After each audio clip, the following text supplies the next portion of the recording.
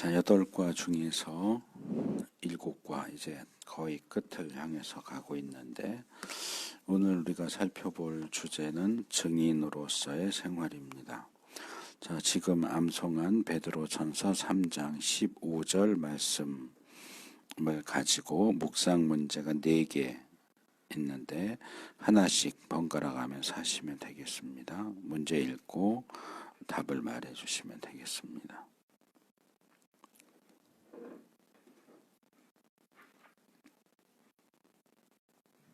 베드로전서 3장 15절 다른 사람들에게 그리스도를 전하기 전에 해야 할 일은 무엇입니까? 대답할 것을 항상 준비해야 합니다. 온유와 두려움. 그리스도를 전한다 하는 것은 이 베드로전서 3장 15절의 표현대로 하면 대답하는 거죠. 우리 안에 있는 소망에 대해서 물어올 때에 대답하는 건데, 대답하기 전에 준비해야 될 게 뭐냐를 물어본 거죠. 2가지가 제시되어 있습니다. 첫째는 너희 마음에 그리스도를 주로 삼아 거룩하게 해라. 너희 마음에 그리스도가 주님이 이것도 더 나누면 또 단계가 나눠질 수도 있지만, 첫째는 너희 마음에 그리스도를 주로 삼아라. 너가 먼저 그리스도인이 돼야 한다. 둘째, 너희의 마음이 거룩해져야 한다. 예수님을 믿는 그리스도인이 되어야 하고, 둘째로는 마음이 거룩해야 하고, 셋째로는 대답할 말을 예배하고 있어야 된다. 준비해야 된다. 이 3가지가 증인으로서 대답하기 전에 기본적으로 갖추어야 하는 일이다. 이렇게 말할 수 있겠죠. 예수님을 주님으로 삼는 것, 마음이 거룩해지는 것, 그리고 뭐라고 대답할지를 미리 준비하고 있는 것. 자, 그리고 이제 대답하는 것 중간에 또 하나가 껴있죠. 너희 속에 있는 소망에 관하여 대답할 말을 예비해라 하는 얘기는 소망에 관해서 물으면 대답해 주라 하는 얘기인데, 우리에게 묻는 내용에 대해서 2번째 문제에서 이야기를 하고 있죠. 해주세요. 너희 속에 있는 소망이란 무엇입니까? 예수님에 대한 소망일 수도 있고, 그때는 자기라는 내용의 소망을 하나님께 두었던 자들에 대해서 나왔기 때문에 하나님이랑 자, 우리 속에 있는 소망이 뭐냐? 이거는 생각하기에 따라서 굉장히 여러 가지 내용이 답이 나올 수도 있겠죠. 일반적으로 말하면 그리스도인이 품고 있는 소망이 뭐냐라고 하면 천국이죠. 천국에 대한 소망. 또 예수님의 재림을 기다리죠. 예수님의 재림. 천국 재림을 이야기할 수도 있어요. 그렇게 답해도 틀린 답은 아니지만, 본문의 근거에서 답을 한다면 조금 얘기가 달라질 수 있겠죠. 너희 속에 있는 소망에 관한 이유. 그러니까 앞에 얘기한 천국이나 재림은 소망이라는 것에 초점을 맞춘 답변이라고 한다면 소망에 관한 이유를 물어본다 그랬죠. 그러니까 너희는 어떻게 소망할 수 있어? 라고 하는 질문이죠. 그러니까 이제 여기 우리에게 주어지는 질문은 너희 속에 있는 소망은 과연 뭐냐? 라고 하는 질문이고, 우리 속에 있는 소망, 그리스도인이 가지고 있는 소망이 뭐냐라고 하면 천국이 될 수도 있고 구원이 될 수도 있고 예수님의 재림이 될 수도 있지만 본문 문맥에서는 소망에 대한 이유를 묻는다. 그러니까 소망은 그냥 소망으로 이해를 해도 될 것 같아요. 그리스도인의 모습과 그리스도인이 아닌 사람의 모습을 비교해 볼 때 그리스도인은 더 희망적이다. 똑같이 어려운 상황 속에 있고 그래서 그리스도인이 아닌 사람은 절망하고 낙심하고 포기하는데 그리스도인은 절대로 절망하지도 낙심하지도 포기하지도 않고 소망을 희망을 계속 품고 있다. 왜 너는 소망을 갖고 있느냐? 너는 어떻게 계속해서 희망할 수 있느냐? 라는 질문일 수도 있죠. 그래서 뭐 그렇게 나눠서 생각할 수도 있고 뭐 더 자세한 내용은 뒤에서 다룰 테니까 요 정도 운을 띄워놓고 넘어가도 될 것 같습니다. 세 번째 문제요. 사람들은 무엇을 보고 당신 속에 있는 소망에 관해 묻게 됩니까? 우리들의 거룩한 모습을 보고. 예, 그렇죠. 거룩한 모습. 근데 이렇게 말할 수도 있을 것 같아요. 자, 우리가 거룩한 삶을 살아요? 그러면 옆에 있는 사람들이 우리한테 뭐라고 물을까요? 거룩한 삶을 살고 있는 우리한테 너 어떻게 소망을 가지고 있어? 이렇게 물어볼까요? 너는 어떻게 거룩하게 살 수 있어? 라고 물어보는 게 정상 아닐까요?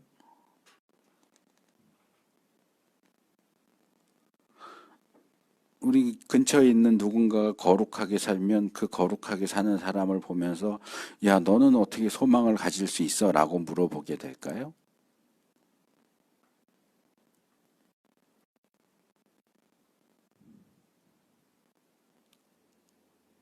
시험을 볼 때마다 100점을 맞는 친구한테는 뭐라고 물어볼까요? 야, 어떻게 하면 점수를 그렇게 잘 맞냐? 이게 질문하고 답하고 또 질문을 던지는 상황이 다 맞아 떨어져야 되는데, 자, 우리한테 소망의 이유를 물어봐요. 소망의 이유를 물어보는 이유는 우리가 거룩하기 때문일까요?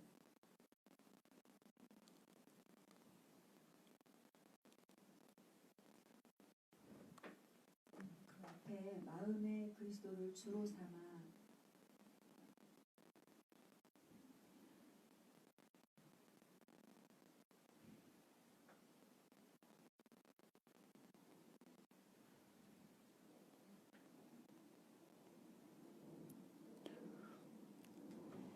그런데요.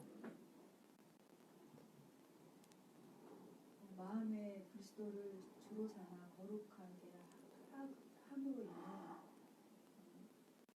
저는 이제 앞에 13절하고 17절까지를 이렇게 이 15절 말씀을 중심으로 위와 아래를 보면서 그곳에 있는 말씀이 선행, 그리고 선한 양심 이렇게 반복돼서 나오더라고요. 우리 마음에 그리스도가 주로 계시다면 우리의 삶은 주님의 통치를 구하게 되고 또 그리고 주님을 기억하며 의식하며 살게 될 것이고 그러므로 그리스도를 주로 모시지 않은 사람과 다르게 살 수밖에 없고 그게 분명하다면 그랬을 때 예를 들어서 지금 이런 코로나 상황 가운데 사람들 두려워하고 근심하고 흔들릴 때 오히려 오전에 그 예배 중에 불렀던 찬송처럼 세상은 요란하나 마음은 흔들리지 않는 오히려 더 평안하고 오히려 더 본질로 돌아가게 되고 오히려 더 고요하게 되고 안정되고 중심을 바로잡게 되고 이런 모든 것들에 대해서 물어본단 말이에요. 그럴 때 나는 그런 모습을 보고 저한테 물어보는 분들이 계셨어요. 근데 저는 바로 그것이 예수님 때문이라고, 물론 그 외에 다른 말도 하지만 그 말씀들을 얘기하죠. 그거하고 연결해서. 예, 제가 지금 소망에 관한 이유를 묻는 게 거룩하고 무슨 관계가 있느냐라고 질문을 다시 던진 것은 답이 틀렸다는 얘기가 아니고,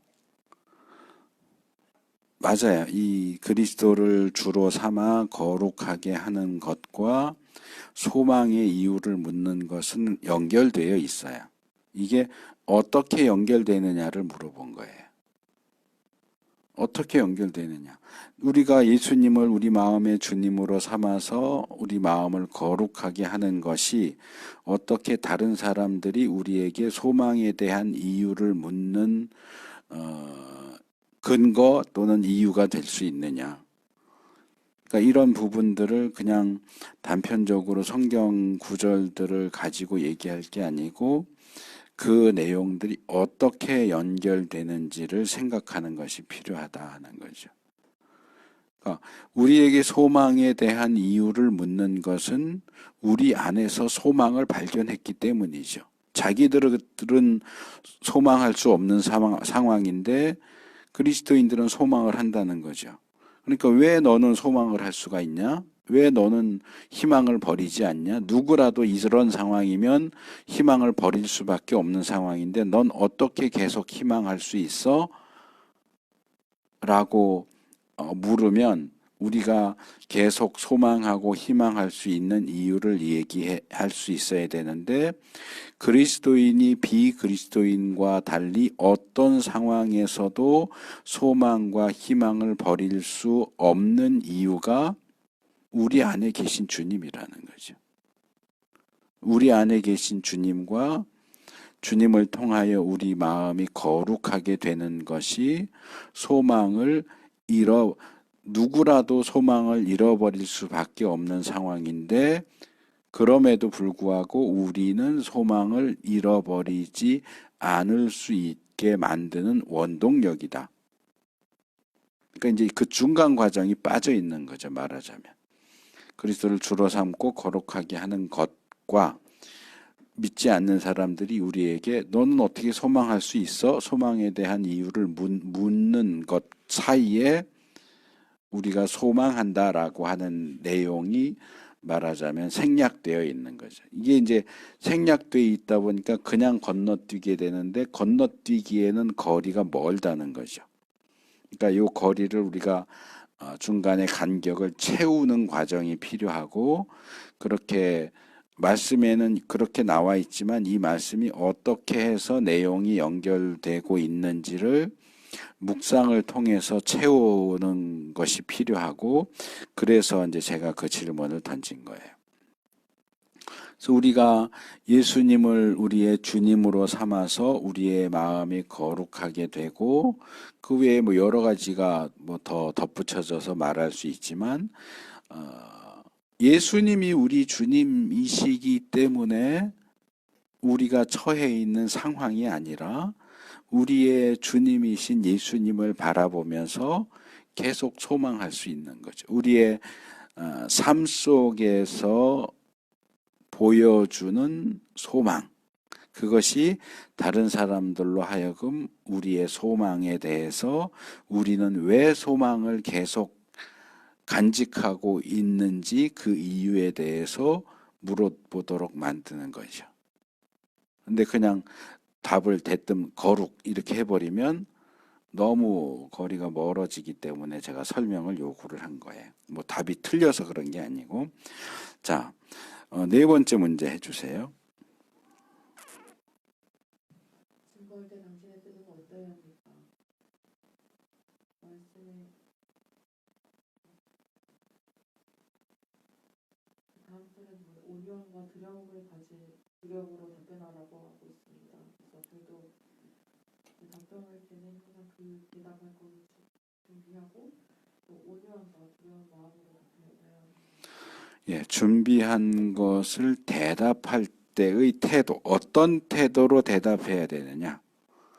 온유하게 말하고 그리고 두려움 가운데 말해라. 자, 온유하게 말해라 하는 것은 이해가 되는데 두려움으로 말해라 하는 것은 어떻게 이해해야 될까요? 어떻게 하는 게 두려움으로 말하는 걸까요? 자, 요 부분은 우리가 오늘 공부 끝부분에 이제 꼭 관련되는 건 아니지만 비슷한 주제가 나오기 때문에 거기서 좀 더 살펴보기로 하고, 어쨌든 우리가 답변이라고 돼 있지만 이 7과 제목으로 말하면 증인으로서의 생활을 하는 데 있어서 증인으로서 취해야 할 태도가 뭐냐? 온유함과 두려움이다. 이 정도로 정리를 하고 넘어가겠습니다. 오늘 우리가 살펴봐야 할 문제가 10개의 문제인데, 자, 이 내용들을 그리스도를 주로 삼아 거룩하게 한다가 3개죠. 1번부터 3번. 그 다음에 대답할 것을 예비해라가 4번에서 8번 5개. 그리고 온유와 두려움으로 하라 하는 게 9번, 10번 2개의 문제입니다. 자, 각각의 문제들을 하나씩 해보도록 하겠습니다. 자, 먼저 그리스도를 주로 삼아 거룩하게 한다 하는 항목과 관련해서 주어지는 첫 번째 문제 해주세요.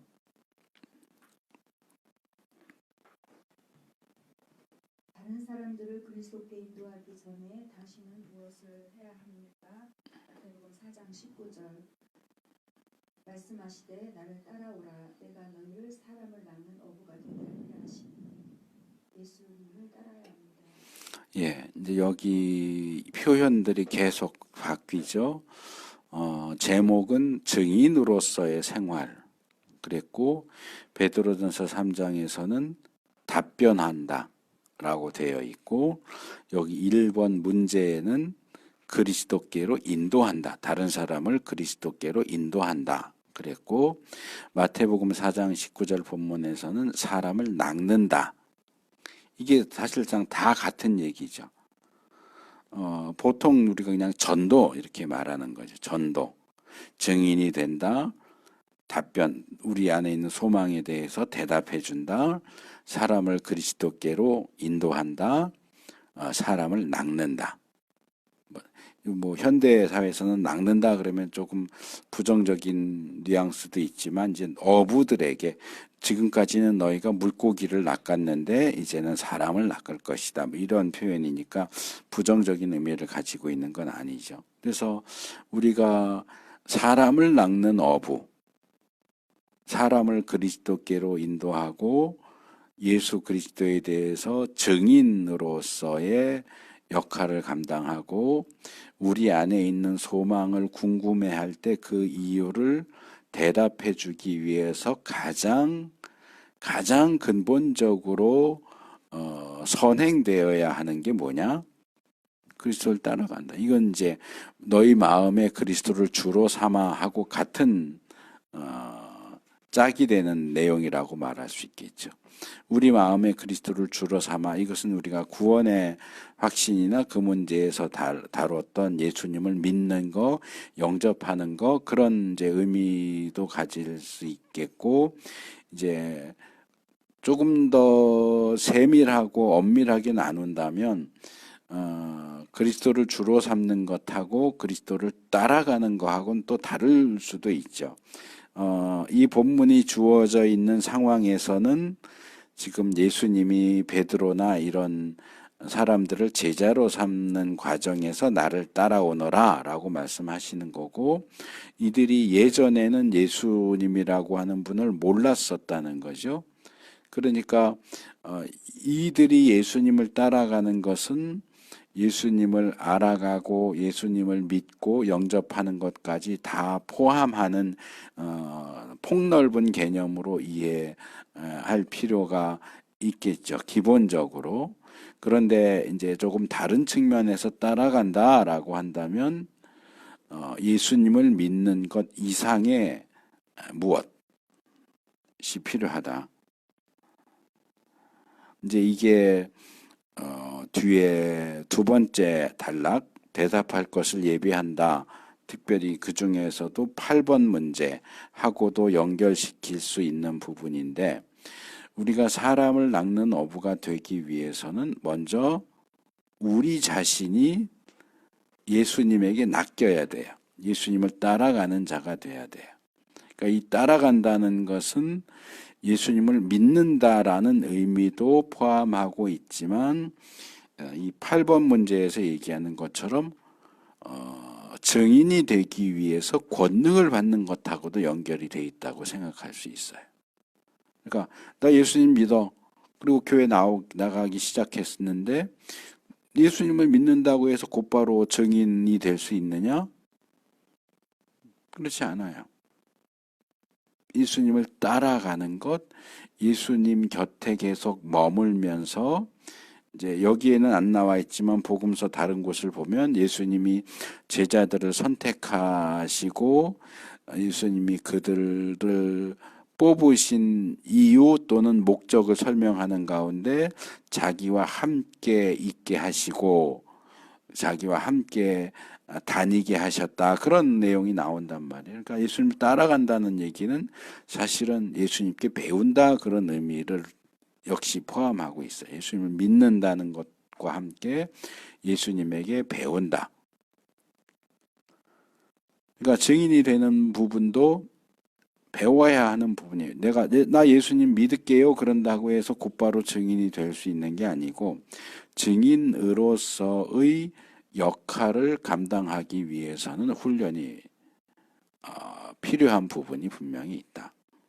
뭔가 더 준비되어야 하는 부분도 있다 하는 걸 우리가 좀 기억할 필요가 있고, 그 부분은 이제 예비하되 부분에서 더 자세하게 다루겠지만, 일단은 이 단락에서는 마음의 그리스도를 주로 삼는 것, 예수님을 믿는 것 정도로만 이해하고 넘어가도 뭐 크게 문제가 생기진 않을 것 같습니다.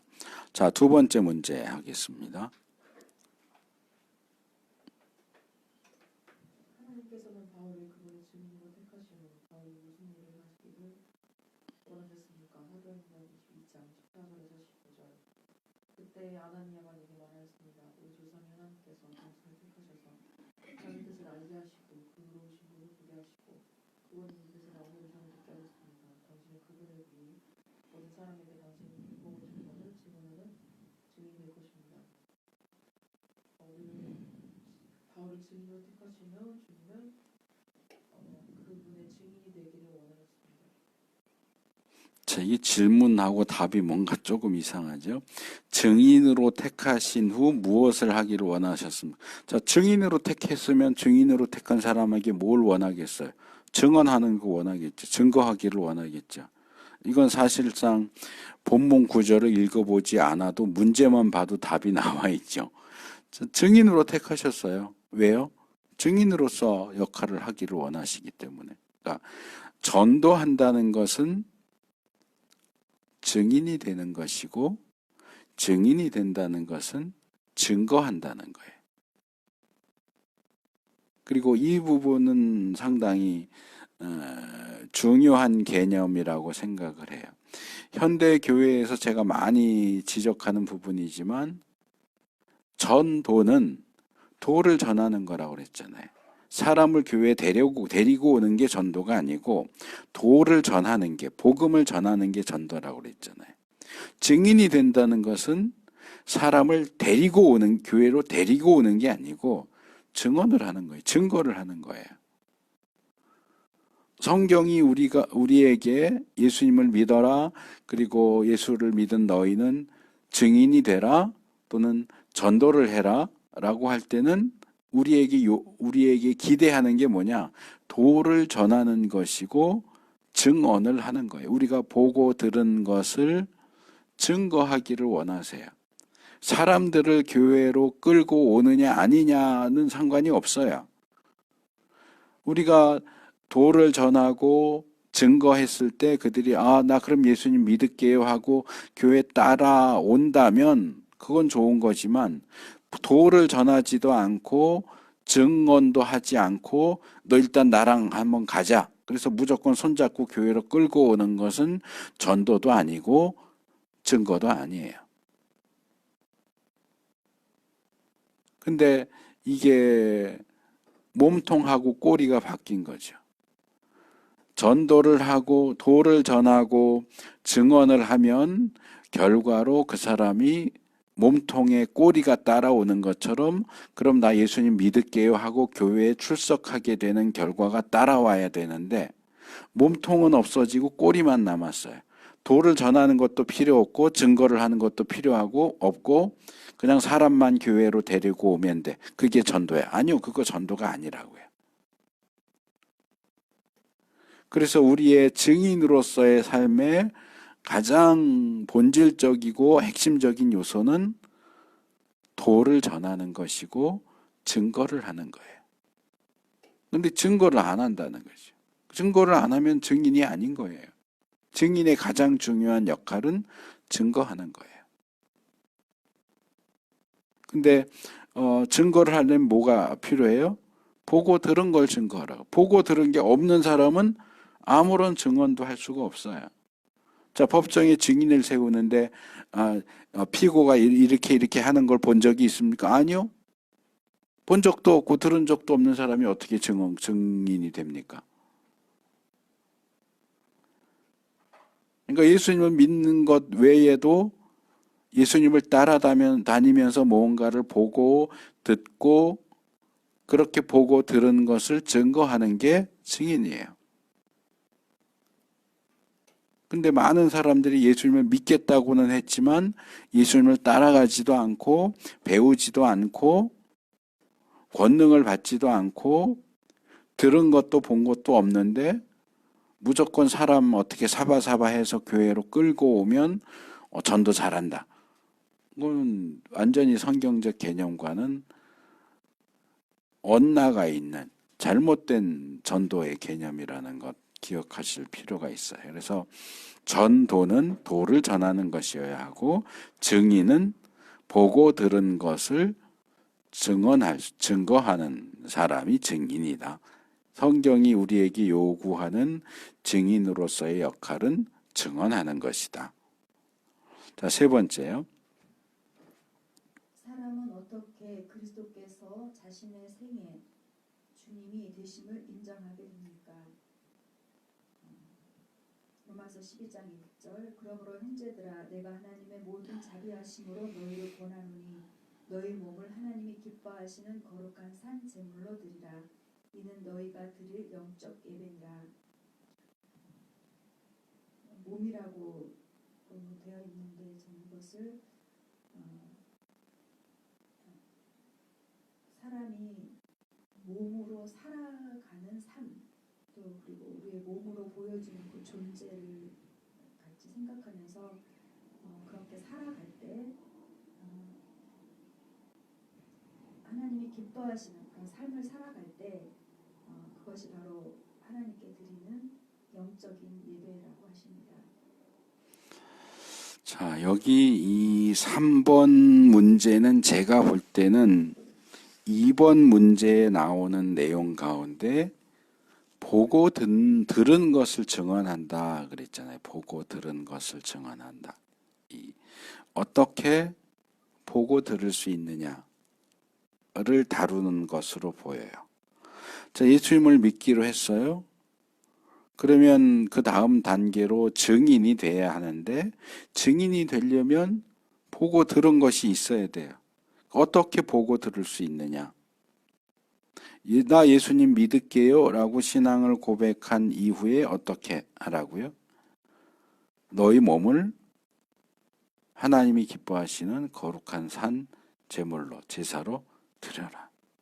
너희 몸을, 너의 인생을, 너의 삶을 하나님께 드려라. 이게 1번에서 나온 예수님을 따라간다 하는 것하고 맞물리는 거예요.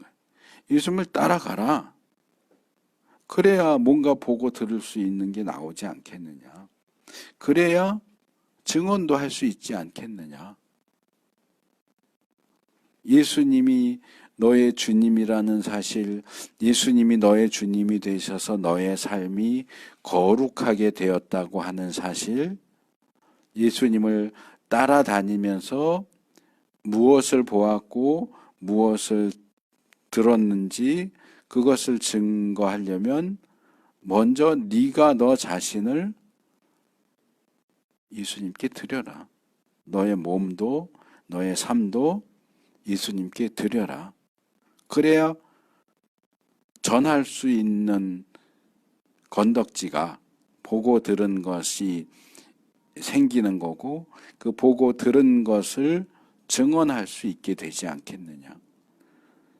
그러니까 어떤 사람들은 뭐 현대 전도가 그런 측면을 가지고 있기 때문에 뭐 자연스러운 거라고도 말할 수 있겠지만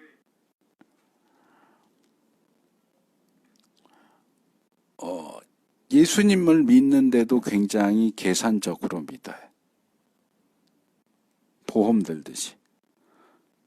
자, 내가 죽고 난 다음에 천국 지옥이 있냐 없느냐 모른다.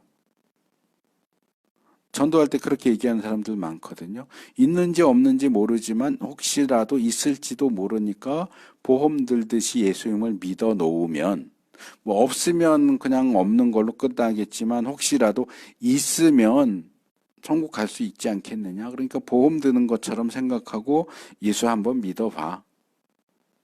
그러니까 이 사람은 혹시라도 있을지 모르는 천국에 가기 위해서 또 혹시라도 있을지 모르는 지옥에 가지 않기 위해서 보험 아주 기초적인 최소한의 금액만 집어넣고 그 다음을 보장받을 수도 있고 보장을 못 받아도 그냥 그쯤이야 하고 넘길 수 있는 아주 최소한도의 투자를 하는 거예요.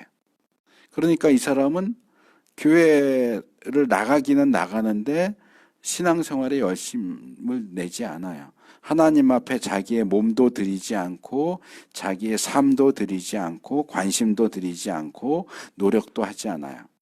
그냥 눈도장 찍듯이 출근부에 출석 체크하듯이 그냥 그렇게 가서 앉았다가 끝나면 나오고 또는 바쁘면 끝나기 전에 나오고 해서 최소한의 투자를 통해서 최대한의 이익을 얻고자 해요. 이런 사람들은 다른 사람에게 증언할 아무것도 없어요. 뭘 듣고 뭘 보겠어요. 우리가 예수님께 우리의 삶을 투신해야 너희 몸을 산제사로 드려야 증언할 만한 무언가를 경험하고 보고 듣게 되는 거지. 그렇게 최소한으로 발끝만 살짝 걸치고 있는 사람은 절대로 증인으로서의 삶을 살 수가 없어요.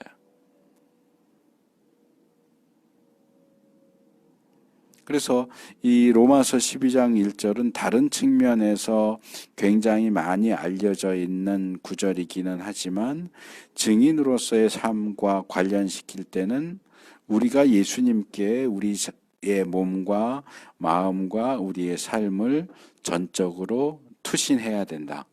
드려야 증인이 될 수 있다라고 하는 측면에서 새롭게 읽는 것이 가능합니다.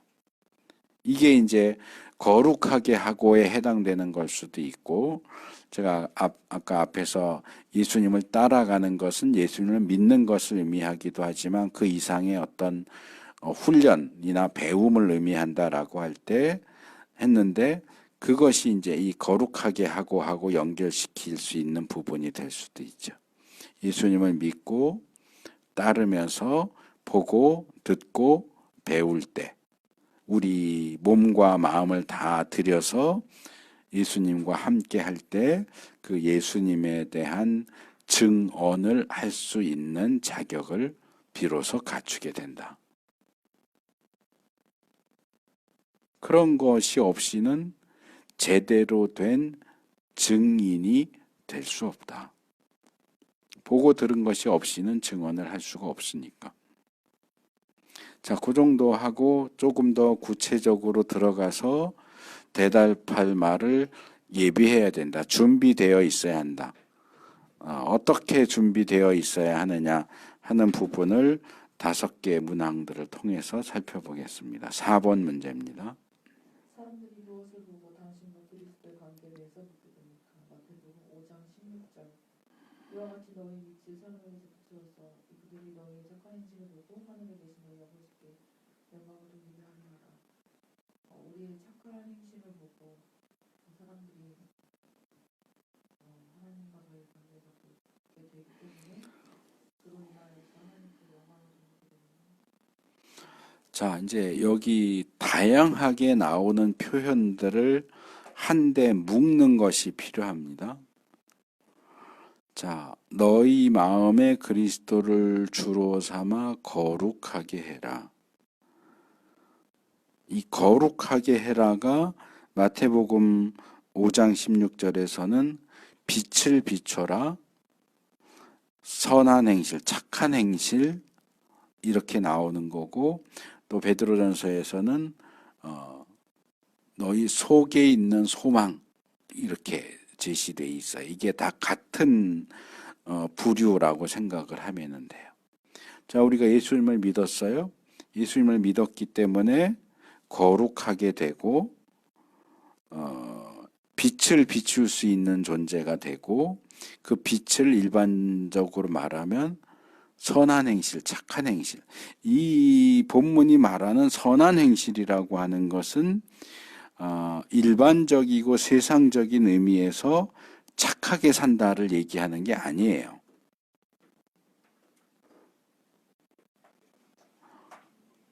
그게 소망일 수도 있고 빛일 수도 있고 거룩일 수도 있고, 결국은 뭐냐? 저 사람은 우리랑 다르구나. 다르다. 그 안에 예수님을 주님으로 삼았기 때문에 그 안에 예수님을 주님으로 삼지 않은 사람과는 다를 수밖에 없는 요소예요. 그게 빛이고 선행이고 거룩이고 소망이고 이렇게 다양한 측면으로 제시되고 있는 거죠. 그래서 우리 삶 속에서 드러나는 거룩과 소망과 빛 그리고 착한 행실 같은 것들이 왜 너는 우리랑 다르냐? 왜 너는 우리랑 다르게 소망과 희망을 품고 있고, 너는 왜 우리는 다 어두컴컴한데 너는 왜 빛이 나고, 우리는 다 못되게 사는데 왜 너는 착하게 살고, 우리는 다 악한데 왜 너는 거룩하냐? 어떻게 너는 그럴 수 있느냐? 어떻게 너는 그럴 수 있느냐가 결국은 우리가 예수님을 우리의 주님으로 삼았기 때문에 다르다 하는 것으로 연결되는 거죠. 그러니까 우리 안에 있는 소망에 대해서 묻는다는 얘기는 너와 그리스도가 어떤 관계에 있기에 너는 우리와 다르냐를 물어보는 질문하고 같은 거죠. 그러니까 이 거룩, 소망, 빛, 선행 뭐 이런 식으로 다양하게 표현되어 있지만 저는 그냥 뭉뚱그려서 다르다라고 얘기하고 싶어요. 왜 너는 우리하고 다르냐? 이 다르다는 것은 뭔가 엉뚱하게 행동하고 튀게 행동하고 그런다는 의미가 아니고, 하나님으로부터 오는 모든 선한 특성들, 거룩, 소망, 선행, 빛, 그런 것들이 삶 속에서 드러나 보이니까 왜 너는 이 부분에서도 나하고 다르고 저 부분에 대해서도 나하고 다르고, 이런 상황에서 왜 너는 다르게 반응하고, 왜 그래? 왜 너랑 나랑 달라? 라고 물어보게 만드는 거죠. 어쩌면 물어보는 사람들 자신도 왜 다른지를 알 수도 있지만 더 구체적인 부분들이 궁금한 거죠. 그러니까 그리스도인의 삶이라고 하는 것은 비그리스도인이 볼 때 쟤는 왜 저러지? 어떻게 저럴 수 있는지 궁금한데? 라는 궁금증을 유발할 수 있는 그런 삶이어야 한다. 그러니까 무엇을 보고 그랬다면 우리의 삶이죠. 우리의 삶을 보고. 말을 보고가 아니고 말하는 거는 사실상 별 의미가 없어요. 뭐 이미 믿지 않는 사람들은 그리스도인들에 대해서 저 사람들은 말은 잘해 라고 하는데 그 말은 잘해 라고 하는 표현 자체가 우리가 말 잘하는 거는 그 사람들한테 통하지 않는다라고 하는 걸 이미 보여주는 거고, 말을 통해서 저 사람 참 말을 잘하는데 궁금하네 이게 아니고 저 사람의 삶이 왜 우리랑 다를까? 결국 우리의 삶을 보고 거룩한 삶, 소망이 있는 삶, 빛이 비추어지는 삶, 착한 행실, 이런 것들 전반을 보고 궁금해하고 물어오도록 만드는 그런 것이 되어야 한다 하는 정도로 정리를 할 수 있을 것 같습니다. 5번이요. 하나님을 증거할 수 있는 또 다른 방법은 무엇입니까? 시편 107편 2절 여호와의 성령을 받은 자들은 이같이 말할지어다 여호와께서 대적의 손에서 그들을 속량하사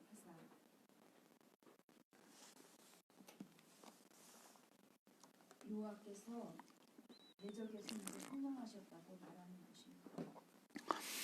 예, 이게 뭐 사실은 너무나 당연한 부분이라서 이렇게 정신을 놓고 있으면은 답을 찾지 못할 수도 있는데, 자, 또 다른 어떤 일이 필요하냐 그랬죠. 뭐예요? 말하는 거예요. 말하는 거. 그러니까 대답할 것을 예비하다 그랬죠. 대답을 뭘로 해요? 말로 해요. 금방 제가 4번 문제 설명하면서 말은 필요 없다 그랬죠. 말은 별 효과가 없다.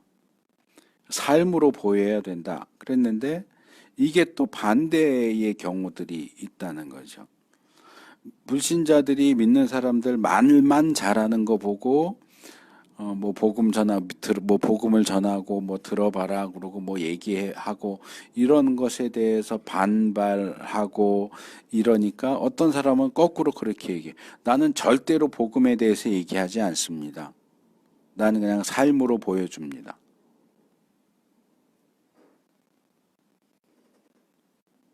그럼 말로 하지 말고 삶으로 해라. 그러면 삶으로 뭘 어떻게 보여줄 수 있는데요? 삶으로 보여줄 수 있는 것은 아까 말한 것처럼 뭐 거룩, 소망, 빛, 선행 이런 것들을 보여줄 수 있는데 그걸로는 불신자에게 구원의 길을 보여줄 수가 없어요. 불신자들이 그리스도인이 선하게 사는 걸 보면서 저렇게 선하게 살아야 구원받는구나. 그리스도인들이 거룩하게 사는 걸 보고 저렇게 거룩하게 살아야 구원받는구나. 맞습니까? 거룩하게 살면 구원받고 선하게 살면 구원받습니까? 아니에요. 예수님 믿어야 구원받죠. 근데 예수님 믿어야 구원받는다는 사실은 우리가 말로 하지 않고서는 전할 수가 없어요. 그러니까 사랑에 의한 생활할 때 제가 요한일서 말씀 설명하면서 그 얘기 했잖아요. 자녀들아 우리가 말과 혀로만 하지 말고 행함과 진실함으로 하자. 그럼 행함과 진실함으로만 사랑하고 말과 혀로는 사랑하면 안 되느냐? 둘 다 해야 된다 그랬잖아요. 그러니까 말로만 복음, 전도, 구원하는 건 소용이 없다. 삶이 따라와야지. 그럼 삶으로만 하면 되고 말은 할 필요가 없는 거냐? 아니에요. 사실 그리스도인다운 삶은 불신자들에게 접근하고 관심을 끌고 흥미를 유발하고 궁금증을 갖도록 만드는 것까지가 한계예요. 그리스도인의 삶은 삶만 가지고서는 어떻게 구원받는지를 전달할 수가 없어요. 그래서 그들이 우리의 삶을 보고 궁금해하면서 야, 넌 어떻게 그러냐라고 물어볼 때는 말을 통해서 복음을 명확하게 전하는 게, 도를 전하는 게 우리가 보고 들은 바를 증언하는 것이 필요하다는 거죠. 근데 워낙 그리스도인들이 말만 한다고 욕을 먹다 보니까 거기에 대해서 반발해서 나는 말은 절대 안 합니다. 나는 삶으로만 합니다. 삶으로만 전도합니다. 삶으로는 전도를 할 수가 없어요. 도를 전하기 위한 전 단계, 예비적인 단계인 거지 삶은 복음을 전하는데 전하는 일을 할 수가 없어요. 불가능해요. 그래서 복음을 들을 수 있도록 상대방을 준비시키는 것이 우리의 삶이라고 한다면 상대방이 이제 너는 어떻게 그래? 왜 달라? 라고 물어봤을 때는 분명하게 말로 얘기를 해줄 수 있어야 된다는 거예요. 그래서 이 부분에 있어서도 우리가 한쪽으로 치우치지 않도록 조심하는 게 필요합니다. 말을 해야 됩니다. 자, 6번 문제입니다. 당신은 사람들에게 무엇을 말해주옵니까? 사도행전 4장 20절. 우리는 보고 들은 것을 말하지 않을 수 없습니다. 우리가 보고 들은 것을 말해줍니다. 자, 이 6번 문제는 2번 문제하고 지금 연결되는 거죠. 거기서도 우리가 증인이 된다라고 할 땐 뭘 증거하느냐? 보고 들은 것을 증거한다라는 내용이 나왔었고 여기 또 나오죠. 자, 우리가 뭘 말해요? 사람들이 우리의 삶을 보고 궁금증을 갖고 왜? 라고 물어볼 때는 말로 대답을 해야 되는데 우리가 대답해야 하는 내용이 뭐냐? 보고 들은 것이다. 우리가 경험한 예수님, 우리가 경험한 하나님에 대해서 말해야 된다. 더 구체적으로는 우리가 인간과 하나님에서 살펴봤던 내용들이죠. 모든 인간은 죄인이라는 것, 자기의 힘으로 구원받을 수 없다는 것, 스스로를 구원할 수 없다는 것, 하나님이 우리 구원을 위해서 예수님을 보내주셔서 죽으시고 부활하게 하셨다는 것, 예수님을 믿어야만 구원받을 수 있다. 이런 내용들이죠. 그 복음을 제대로 전달할 수 있어야 되는데 그것을 이론적으로 외워서 그냥 얘기하는 게 아니고 그 복음이 내가 예수님을 믿고 예수님을 따라다니면서 보고 들은 것이 되어야 한다. 그게 내게 돼야 돼요. 복음이 내게 돼야 돼요. 그래서 나는 잘 모르겠는데 내가 듣기로는 이랬어. 그런 사람은 증인을 할 수가 없지. 내가 직접 봐야죠. 내가 직접 보고 들었어야 거기에 대해서 증언을 할 수 있는 거고 나는 직접 본 적도 없고 들은 적도 없는데 전해오는 소문에 의하면 이랬대. 그건 증인이 아니에요. 그래서 여기도 이 체험적인 부분, 예수님을 경험하고 복음을 경험하고 우리가 경험한 복음, 경험한 예수님을 말해야 된다 하는 부분 중요하고요. 자, 7번으로 넘어갑니다. 당신은 로마서 10장 1절에 나타난 바울의 본을 어떻게 따를 수 있겠습니까? 형제들아, 내 마음에 원하는 바와 하나님께 구하는 바는 이스라엘을 위함이니 곧 그들로 구원을 받게 함이라. 마음의 소원을 갖고 또 기도해야 합니다. 구원을 위해서. 자, 바울의 본이라는 건 뭘까요? 상대방이 구원받기를 원하는 것. 마음으로 원하고 또 하나님께도 구하고. 그러니까 우리가 전도하는 데 있어서 들으면 좋고 아니면 말고 틀린 건 아니에요. 우리가 복음을 전한다고 해서 상대방이 반드시 그걸 다 듣고 믿어야 된다라고 하는 원칙이 있는 건 아니니까 내가 복음을 열심히 들어도 귓등으로 듣고 지나갈 수도 있고 아예 말도 못 꺼내게 하고 그러고 가는 사람도 있을 수 있고 그러니까 거기에 너무 연연하거나 상처받거나 그럴 필요는 없겠지만 증인이 가져야 할 기본적인 태도는 바울이 갖고 있는 것처럼 상대방이 누가 됐든지 저 사람 구원받았으면 좋겠다. 정말 내 마음 깊은 곳에서부터 저 사람이 구원받았으면 좋겠다고 원하는 것. 그리고 직접 만나서 대화하기 전부터 그 사람이 구원받을 수 있도록 계속 하나님께 기도로 준비하고 복음 전하는 과정에서도 하나님이 역사해 주시기를 기도하고 복음을 전한 후에도 하나님이 역사해 주시기를 기도하고 영혼 구원에 대한 소원과 기도가 늘 이 증인으로서의 삶에 함께 따라 붙어야 된다. 이 정도로 이해하시면 될 것 같고요. 8번으로 넘어갑니다.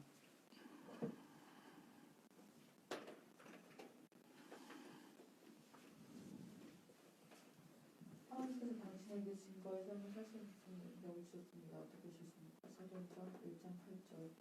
그러나 성경에 너희에게 내리시며 너희는 능력을 받고 예루살렘과 너희 유대와 사마리아에서 그리고 마지막 땅끝까지 우리가 내 증인이 될 것이다. 우리가 증거의 삶을 살 수 있는 능력은 성경을 보내주셔서 우리에게 주셨습니다. 자, 이 부분도 이제 전도와 관련해서 굉장히 많이 인용되는 구절인데 이 사도행전 1장 8절이 어디에 위치해 있는가 하는 것이 굉장히 중요합니다. 자, 제자들이 이제 복음서 끝에 가면 굉장히 절망하고 낙심하다가 부활하신 예수님을 만났어요. 그래서 부활하신 예수님이 승천하시면서 제자들에게 야, 너희는 내 증인이 되라. 증인이 되라. 라고 말씀하시는데 자, 지금 바로 뛰쳐나가서 전도해. 라고 하셨느냐? 아니요. 너희는 예루살렘에 모여서 예루살렘을 떠나지 말고 벌써 준비가 다 된 것처럼 각자 뿔뿔이 흩어져 나가서 복음 전하고 그러지 말고 예루살렘에 모여서 하나님이 너희에게 보내주실 성령님을 기다려라. 성령님이 너희에게 임하시면 너희에게 권능을 주실 것이고 그 권능을 받아야 비로소 너희가 증인으로서의 역할을 제대로 할 수 있다. 부활하신 예수님을 만났으면 그냥 보고 들은 거 전하면 되잖아요. 근데 왜 기다리라, 왜 성령을 기다리라고 해요? 복음을 전하는 일은 인간의 일이 아니에요. 여기까지 쭉 살펴본 걸로 보면 그렇게 보일 수도 있어요. 그냥 우리가 경험한 거, 우리가 보고 들은 것을 얘기하면 되지 뭐. 아니요, 그렇지 않아요. 거기에는 영적인 요소가 반드시 따라 붙어야 되는데 성령의 역사예요. 우리가 보고 들은 걸 얘기한다고 그걸 듣는 사람들이 다 예수님을 믿게 되느냐? 아니요. 우리가 아무리 말을 잘하고 말빨이 좋은 사람이라고 해도 우리가 보고 들은 걸 얘기한다고 해서 그걸 듣고 예수님을 믿을 사람은 아무도 없어요. 제가 자주 전도와 관련해서 얘기하지만 전도의 미련한 것, 전도라고 하는 것은 사실은 미련한 방식이다. 불신자는 복음을 아무리 논리적으로 설명해도 그것을 받아들일 수 있는 능력이 없다. 복음 전도라고 하는 건 마치 눈이 먼 사람한테 저거 되게 예쁘죠 보세요 라고 말하는 거하고 똑같아요. 볼 수가 없어요.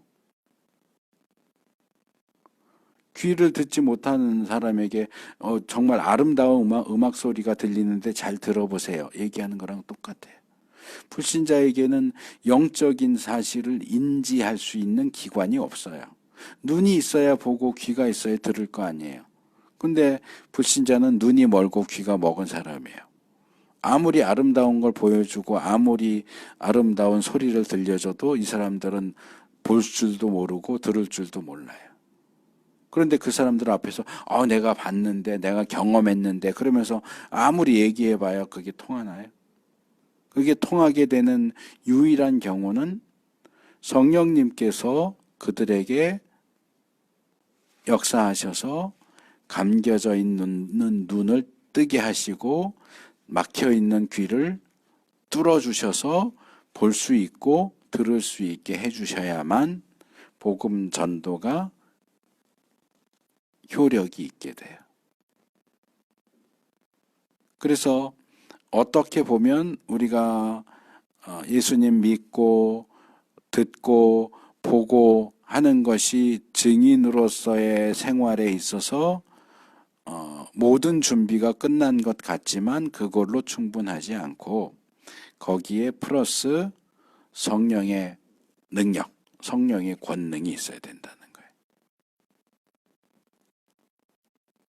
그러니까 성령의 권능을 받기 전에는 멋대로 밖에 흩어져 나가서 증인 역할을 하겠다고 그러지 말아라. 기다려라.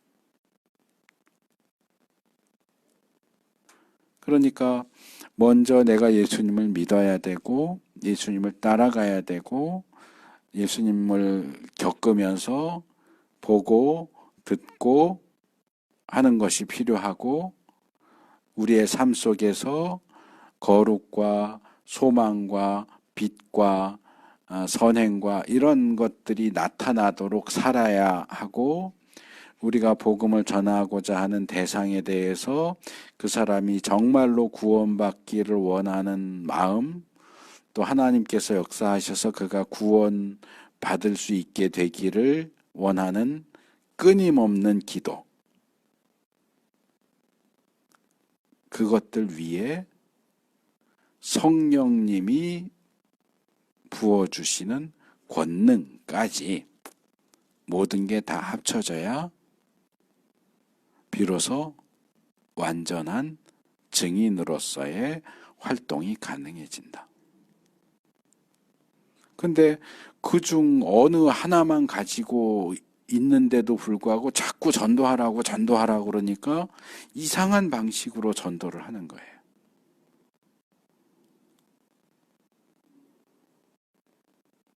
그 성경이 증인으로서의 삶을 살기 위해서 기본적으로 요구하는 요소들이 이런 것들이 있다는 거죠. 그러니까 이런 것들이 다 갖추어지기 전에는 등 떠밀어서 전도하라고 내보내면 안 되는 거예요. 예수님에 대한 신앙, 삶으로의 뒷받침, 대답할 것에 대한 복음의 내용에 대한 완전한 숙지와 경험, 구령의 열정, 영혼을 구원하고자 하는 그 뜨거운 마음과 계속되는 기도, 그리고 성령의 권능, 이런 것들을 다 갖추고 나서 그리고 전도의 현장으로 나갈 수 있게 이끌어야 되는데 너무 급해요. 현대교회가 사람들 숫자 늘리는 것에 너무 마음이 팔려 있고 너무 급하니까 이제 예수님 나 믿을게요 그랬는데 언제 너 증인 전도해 그러고 내보내고 그러니까 복음을 전하고 증거를 하는 게 목적이 아니고 사람을 또 다른 사람을 교회로 끌고 오는 게 목적이 되는 거예요. 그러면 안 돼요. 여기 이제 마지막으로 활용점정처럼 마지막으로 하나 더 추가되어야 하는 게 전도자의 태도죠. 온유와 두려움이죠. 그게 이제 9번, 10번 문제에서 제시되는데 9번 문제 해주세요.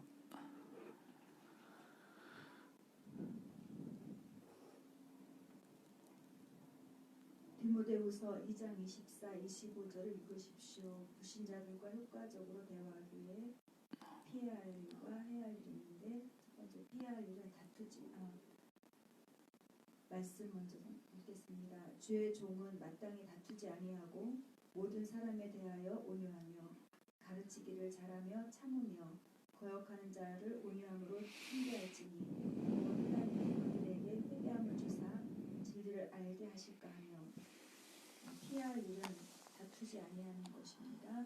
해야 할 일은 온유하고 가르치기를 잘하고 참으며 거역하는 자를 온유함으로 훈계하여서 하나님께서 그들에게 회개함을 주시고 진리를 알게 하시기를 기다려야 합니다. 자, 피하여야 할 거는 다툼이. 다투지 아니하는 것을 피한다 그러면 다툰다라는 얘기가 되는 거고요. 피해야 할 일은 다툼이죠. 다툼. 종종 그런 경우들을 봐요. 복음을 전하는데 상대방이 너무 강팍하게 나오니까 막 화내고 싸우자 그러고 너 그냥 그러다가 지옥 가! 뭐 이런 식으로 하는 경우가 있는데 그건 복음 전도자의 그런 심정은 이해가 되지만 복음 전도는 그렇게 하면 안 돼요. 뭐 예전에 그런 사람들이 종종 있었잖아요. 기차역 같은 데서 막 소리 꽥꽥 지르고 예수 안 믿는다 그러면 넌 지옥 간다고 막 이렇게 협박하고 그것도 올바른 전도 방식이 아니에요. 그 안타까운 마음은 인정하지만 성경은 그런 전도 태도를 인정하지 않아요. 정의는 다투면 안 돼요. 다툼과 반대에 있는 게 온유예요. 온유. 뭐 여러 가지가 나왔는데 사실은 다 온유로 통하는 거예요. 모든 사람을 대하여 온유해야 하고 가르치기를 잘해야 돼요. 윽박지르면서 가르치는 게 아니고 온유하게 잘 설명해서 가르치고 참고 저 거역을 해도 온유함으로 징계. 징계는 하는데 거칠게 하는 게 아니고 온유함으로 징계하래요. 그래서 이 항목들을 묶으면 다 온유예요. 결국 온유. 온유하게 증인으로서의 역할을 감당해라. 막 사람들 귀찮게 하고 괴롭게 하고 시끄럽게 하고 협박하고 그런 식으로 전하는 전도는 올바른 방식이 아니에요. 자, 마지막 10번째 문제예요. 당신의 말은 어떠합니까? 골로새서 4장 2절에서 6절. 외국 사람들에게는 지혜롭게 대하고 기회를 설명하십시오. 여러분의 말은 소금으로 맛을 언제나 의리가 넘쳐합니다. 여러분은 각 사람에게 어떻게 기록하여야 마땅할지를 생각해야 합니다. 우리의 말은 소금과 같이 의리가 넘쳐야 하고 또 어떻게 각 사람마다 어떻게 대답해야 할지를 알아야 한다고 되어 있습니다. 이게 이제 예전 개역 성경에는 소금으로 고르게 함과 같이 하라 이렇게 했어요. 소금으로 고르게 한다. 이게 좀 이해하기 어려운 부분이 있는데 김장 생각하시면 돼요. 김장할 때 하루 전날 배추 다듬어서 소금물에 담궈 넣는다고요. 생 배추로 김치를 담그는 게 아니고 배추를 소금물에 담궈서 숨을 죽인 상태에서 김치를 담그는 것처럼 우리의 말은 그렇게 소금을 뿌려서 이렇게 숨을 죽여 놓은 것처럼 부드럽게 만드는 그런 것이어야 한다. 이렇게 이해를 하면 돼요. 그러니까 이것도 사실은 온유죠. 온유. 근데 묵상 문제에서 했던 두려움으로 해당되는 내용은 나오진 않죠. 두려움은 뭐냐? 이 두려움이라고 하는 것은 우리가 7번 문제에서 다뤘던 내용하고 연결시킬 수 있어요. 저희로 구원을 얻게 함이라. 그들에 대해서 내가 마음에 원하고 하나님께 구한다. 그 두려움은 뭐 상대방이 무섭게 생겨서 내가 말을 걸면 혹시나 맞지 않을까 그런 두려움이 아니고, 내가 저 사람한테 말을 걸었는데 나한테 막 싸납게 하거나 욕을 하거나 그러면 어떡하지 하는 그런 두려움이 아니고, 저 사람이 구원받지 못하면 어떻게 하나 하는 두려움. 좀 다르게 말하면 안타까움. 그 안타까움 때문에 무례하게 하거나 막 무리하게 이렇게 복음을 쑤셔 넣으려고 하는 그런 경우들도 발견하게 되지만, 그것은 올바른 방식이 아니고, 안타까움과 열정과 간절함으로 복음을 전하되 온유하게 해라. 이 정도로 이해할 수 있을 것 같고요. 하나만 더 추가적으로 말씀을 드리면, 이 증인으로서의 생활은 우리가 앞에서 다루었던 사랑에 의한 생활하고도 연결이 됩니다. 제가 이 전도에 대한 얘기하기 전에 그 얘기를 좀 했어요. 우리의 대인 관계가 어떠해야 되느냐. 이제 우리가 예수 믿어서 그리스도인이 됐다면 그리스도인과 그리스도인 사이에는 교제하는 삶이 행해져야 되고, 그리스도인이 그러면 그리스도인하고만 교제하고 비그리스도인하고는 관계를 완전히 끊어야 되느냐. 가족 중에 안 믿는 사람이 있으면 관계를 끊고, 친구 중에 안 믿는 사람이 있으면 관계를 끊고 그래야 되느냐? 아니요. 그리스도인도 믿지 않는 사람들과의 관계를 계속 유지해 가는 게 필요하고요. 그래서 그리스도인과 그리스도인 사이에는 교제라고 하는 관계가 형성되어야 한다면, 그리스도인과 비그리스도인 사이의 관계는 이 증거 가지고 얘기를 할 수가 있어요. 그런데 이제 이 부분과 관련해서 잘못된 가르침이 있어요, 교회 안에. 그게 뭐냐 하면, 그리스도인과 비그리스도인 사이의 관계는 전도가 다다. 그래서 그리스도인들이 뭐 가족 중에, 친구 중에, 직장 동료 중에, 이웃 중에 믿지 않는 사람들과 어떤 관계를 형성할 때는 최종적인 목표는 전도여야 하니까, 전도에 도움이 되는 어떤 것들은 이것저것 시도해 볼 수 있지만 전도에 도움이 안 된다면 다 쓸데없는 짓이다. 이런 식의 생각이 교회 안에 꽤 많이 퍼져 있는 것 같아요. 그런데 그리스도인과 비그리스도인 사이의 관계도 사랑의 관계여야 돼요. 그들에게 복음을 전하는 것도 뭐예요? 결국 그들에 대한 사랑의 최종적인 표현이에요. 하나님 사랑과 이웃 사랑이 함께 가야 된다고 그랬잖아요. 하나님에 대한 사랑은 이웃의 사람을 사랑하는 걸로 나타나야 되고, 사람에 대한 사랑은 그 사람이 하나님을 사랑하도록 만들어주는 게 최고의 사랑의 표현이라고 그랬잖아요. 그리스도인과 그리스도인 사이에는 그 사랑의 관계가 생명을 일깨우고 신앙을 더 깊게 하고 하나님과의 사랑의 관계에 더 깊이 들어가도록 서로 끌어주고 밀어주고 하는 관계 방식으로 행해져야 한다면, 그리스도인과 비그리스도인 사이의 사랑의 관계는 우리가 그 사람에게 관심을 가지고 도움을 줄 수 있는 부분이 있으면 도와주고 사랑해주고 아껴주고, 그러나 그 가운데서도 가장 중요한 구원의 문제. 내가 이 땅에서 아무리 사랑하고 아껴주고 도와줘도 죽어서 지옥 간다면 그것만큼 불행한 일이 없으니까, 그가 함께 구원과 생명을 누릴 수 있도록 복음을 전하는 것이 사실상 최고의 사랑의 표현인데, 너무 전도에만 치우쳐 있으면 불신자들도 알아요. 저 사람 교회 다니는 사람인데 괜히 나한테 보면 웃으면서 인사하고 뭐 이것저것도 자꾸 사다 주고 친절하게 해주는데, 저거 나한테 전도하려고 그러는구나. 결국 교회 끌고 가려고 저렇게 나한테 친절하게 하는구나. 나한테 관심이 있는 게 아니고 나를 교회 데리고 가려고 저러는 거구나. 알아요. 근데 그게 그리스도인과 비그리스도인 사이의 관계이면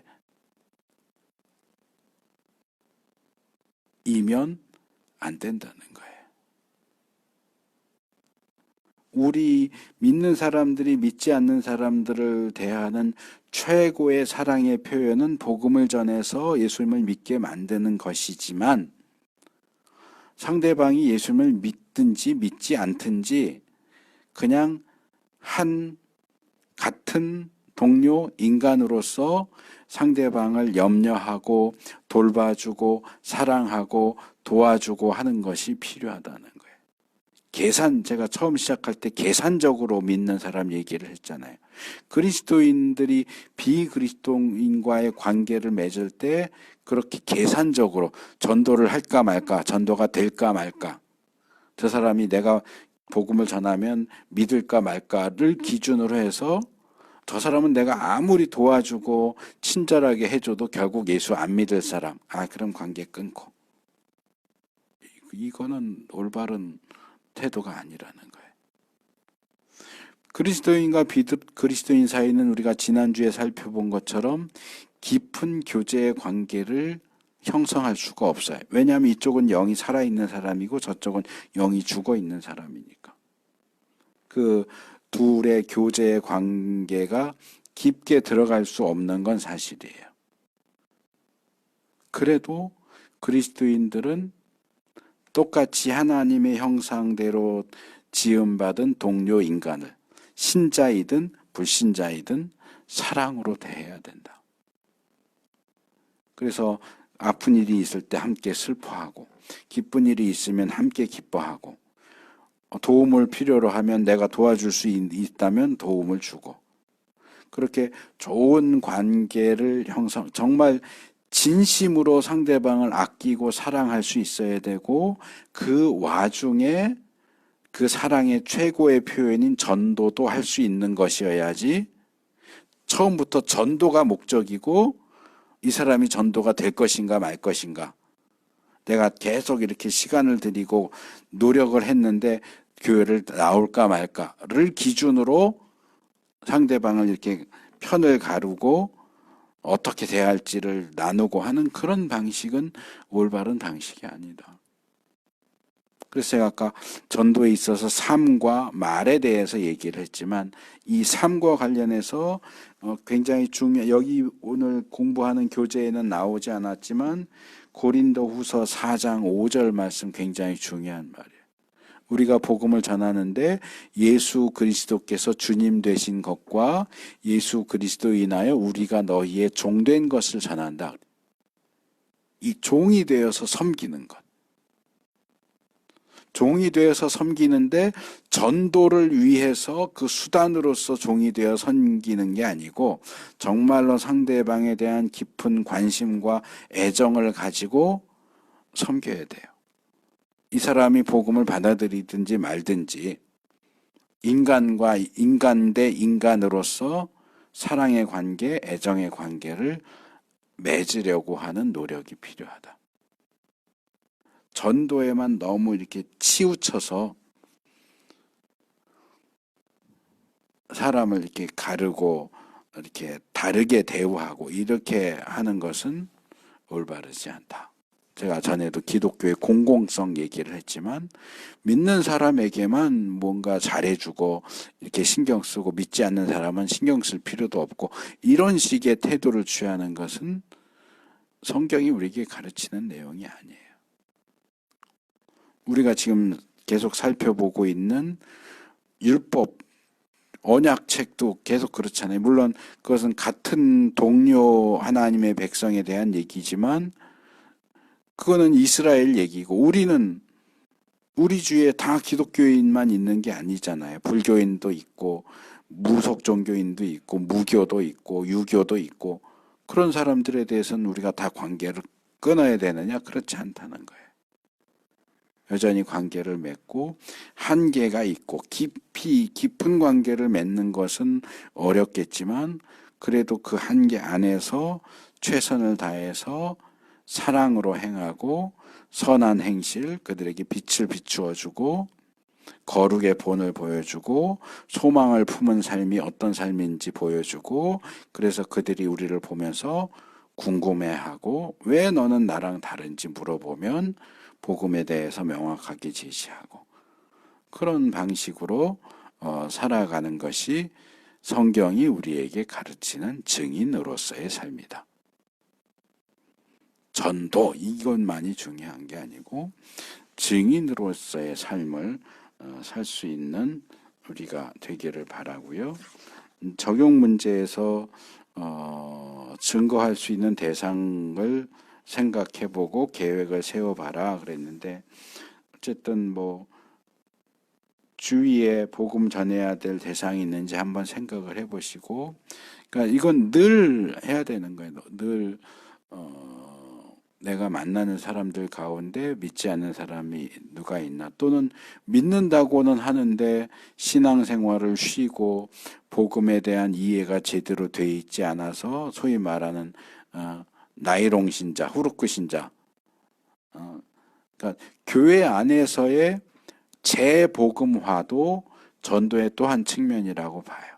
너무 이렇게 사람들을 무턱대고 교회 안으로 끌어들이고 되지도 않는 구원의 확신을 그냥 막 쑤셔 넣고 이러다 보니까 교회 안에도 복음을 제대로 듣지 못하고 복음을 제대로 믿지 않는 사람들이 굉장히 많아요.